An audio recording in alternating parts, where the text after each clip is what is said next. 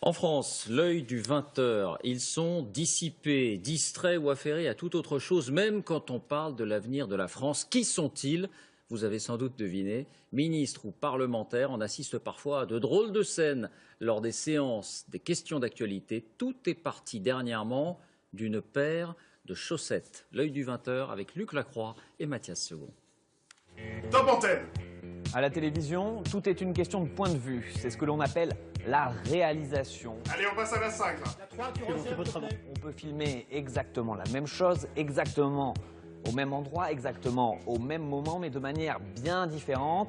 Et cela réserve parfois quelques surprises, autant pour cette image que pour celle tournée au cœur de l'Assemblée nationale. Chaque mardi et mercredi, à l'Assemblée nationale, c'est un rituel à 15h, très exactement. Les questions au gouvernement. 15h, enfin pas pour tout le monde, car ce que vous ne voyez pas en temps normal, ce sont les retardataires qui arrivent sans se gêner, avec 6 ou même 18 minutes de retard et sans se presser. C'est une urgence, c'est une nécessité. Des retards qui ont bizarrement échappé aux très officielles caméras de l'Assemblée nationale. Heureusement pour nous, il existe une autre version des questions au gouvernement, diffusée en direct sur France 3. Beaucoup de points communs avec la version officielle, mais des différences essentielles. Monsieur François Rocheboine. Comme la très belle cravate du député François Rocheboine, il arbore fièrement les couleurs de son club de foot, l'AS Saint-Étienne. Avec la version officielle, nous aurions aussi manqué une bonne vieille technique parlementaire. Regardez ce député poser une question dans un hémicycle plein. Si votre ministre de l'Agriculture n'aime pas ce qu'il fait... Ses collègues se sont en fait regroupés autour de lui pour donner l'impression d'être plus nombreux.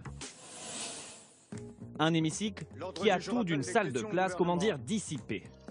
Regardez, il y a ceux qui envoient des SMS très nombreux. Certains répondent même au téléphone, pendant que d'autres lisent tranquillement le journal, le montrent et le commentent.